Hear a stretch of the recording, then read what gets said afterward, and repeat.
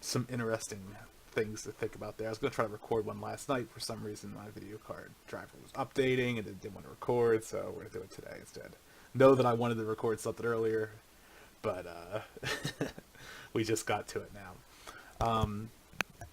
So yeah, with the thing Sean said, like I think real world specifically, well, let's say some role playing, but real world in specific, it teaches you, like I guess it would be, it encourages you to think critically about a situation. A lot of people, like what Sean was saying, was with the people, and I'm not saying this is like all of it, like you said, I realize it's a bit of a generalization, but it's a fair generalization though. And it's like people see a situation and then they say, okay, this is what I know, this is what I'm applying to it. But like with the whole concept of the unknown unknowns, like there are so many external factors that you need to delve into your imagination to do. Like I said, I think it's like an exploratory type thinking when it comes to things. It's like, because real worlds of fantasy settings and you're not familiar with the laws, you try to tie the laws to what you know. Like, and I say laws, I mean like the physical laws, like the laws of physics, of chemistry, of biology, to what we know in real world, and then we use them as a basis, and then try to extrapolate from there possible outcomes for our characters. And like I said, they say like some of the best sci-fi fiction is kind of steeped in like there has to be a core of reality to it. Like you have to establish a set of laws that exist, even if they're very different laws that exist within our universe. As long as you have those set of laws and you don't break them, then you do pretty well. Like, I mean, your story could suck, but like people will tend to buy into it more as if you follow a set of rules and laws and like or universal like limitations. With what Sean said specifically on the Tauntauns, there's a couple interesting things that people say that he would absolutely die because of that. Beyond like the science of Star Wars, like people can survive with proper insulation under the snow.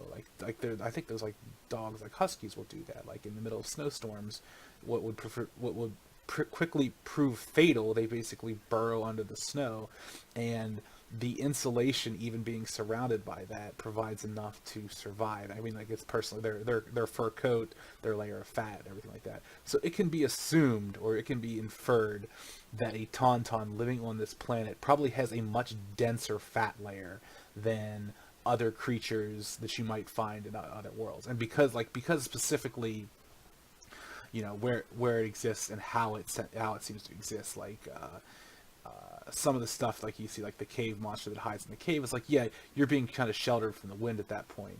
So you could pretty much infer, like, if a tauntaun were to lay down and maybe like half burrow itself in the snow, it would actually have the insulation needed to ride out the storm. Now, on the science side of things, is you have to look at the rate of heat decay. And again, like that's going to be determinant on the amount of insulation you're running with, how thick the insulation is, and what the internal body temperature is. Like, let's say tauntauns operate at an internal body temperature of 145 degrees, whereas like most life on Earth operates at 98 degrees. Like, our proteins start to denature at 135. Like, there's a whole different realm of science fiction out there that can be like with that's still based in reality. Like, they are, and people, like I said, people just don't think like that. And I'm not saying like as a generalist, like, it's just in general, people do not think like that. They do not attempt to attempt to seek out the laws of a science fiction universe or extrapolate from our universe to how it could work within a science fiction universe. And I think real world's good for that. And like I said, it has some advantages and disadvantages. But like I said, on the advantageous side, like it's like a critical thinking exercise. You're presented with a scenario, and you're tasked with solving it, with filling in the blanks of a lot of unknowns sometimes. Like energy manipulation is a good example of that. Like, it's such an ethereal action for you to do, for you to understand, for you to comprehend and harness. Like, there's a lot of thinking that goes into that. that might, like, especially when you're learning it. So it's like that's definitely a critical thinking exercise. Another interesting thing with the Tauntauns is, like, even on our planet on Earth, there's this variety of cave cricket that can actually survive being frozen solid. So usually, what is so damaging about well, I won't say frozen solid, but it can survive being frozen. So usually, what's so damaging about being frozen is that when water freezes, the crystals basically puncture and rupture the cells, causing extensive tissue damage. They found this variety of cave cricket specifically produces some form of what is essentially an antifreeze that drastically lowers the freezing temperatures of its bodily fluids, preventing that cellular harm. So it's like it can be frozen in a storm, have its vital functions reduced to near zero, but then wake up whenever the thaw comes. So, like, even thinking like that, like, it's very easy to make that jump as to how a Tauntaun in an ice planet, like, for it to exist there, like, it has to have specific adaptations to be able to not just survive, just to survive there alone, given how harsh it is. So, like, immediately tying all of your arguments to the physics of Earth and applying them to the biology of Tauntauns is, like, I think, like, that's just, like, inherently flawed. And I feel like, I know you shouldn't call someone out on that, but, like, yeah, you can call someone out on that. Like, that's just being stubborn on your part. Like, you can it's interesting. And I think, like, Tamir, with, like, how I understand, he's a kind of a numbers guy as well, which I am as well. Like, if you're I know Sean used to play games with me, and I was very big into that kind of, like, min max, getting the most out of things kind of thing. It's like it's fun because, like, there's a math behind the game, and, like, there is a math behind hypothetical situations, and it's like, yeah, there you do know the way things work, but, like I said, there's also a creative side to it, especially in sci-fi universes. Um, Something else I want to talk about real quick. Sean was saying, what was it exactly? It was like, it was about, like, storytelling and unknowns and things like that. Like, there's a thing with human brains that this goes back to the whole anthropology thing, is we are designed to basically form closed loops with our thought processes. It's why storytelling having a beginning, middle, and end is so satisfying to us. It's a product of our problem solving capabilities.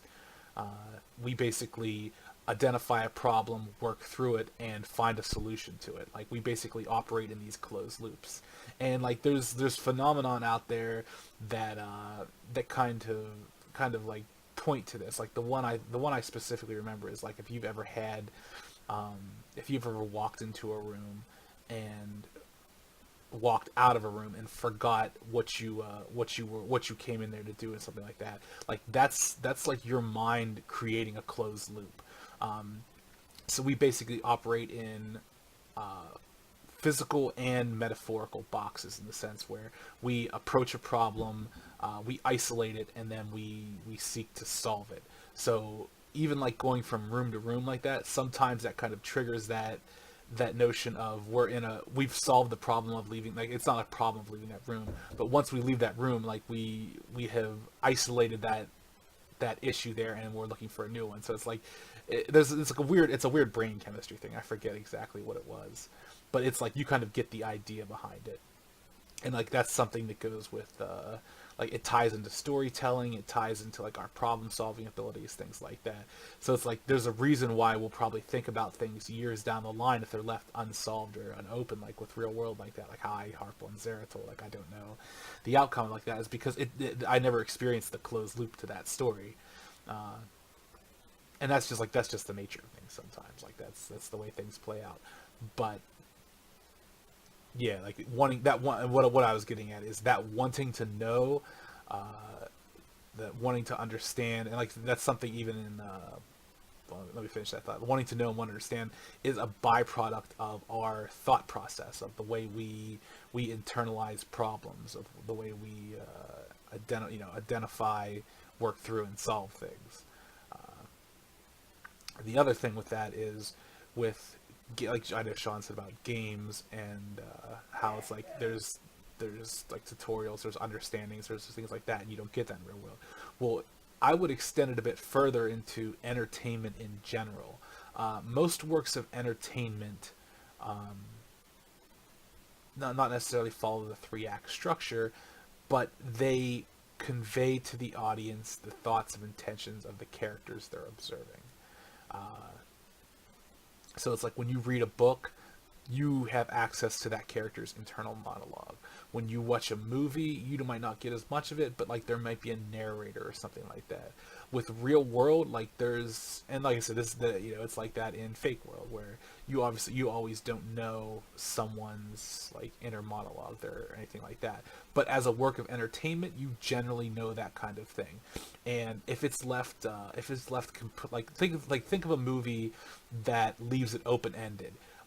Do you normally get like almost an unsatisfied feeling? I know I personally do. Like if it's like, well, what happens then? Like, how does it end? Like, I end up being unsatisfied with it because you're not closing that loop, and you're not getting any more information to be able to close that loop. So I think that's something in real world that definitely happens. Is sometimes that loop fails to close, and it kind of leaves a spot in your mind to keep coming back to it. But yeah, that's definitely a difference between games, entertainment like movies, books, things like that, and real world. Is that it's not a story for sheer entertainment, because those entertainment properties generally close loops. They generally give you character motivations. They give you character arcs that are completed, things like that. Whereas real world doesn't promise you those same things, despite being an entertainment medium. Yeah, just some thoughts on things. I'm probably going long anyway, so I'll cut it out there.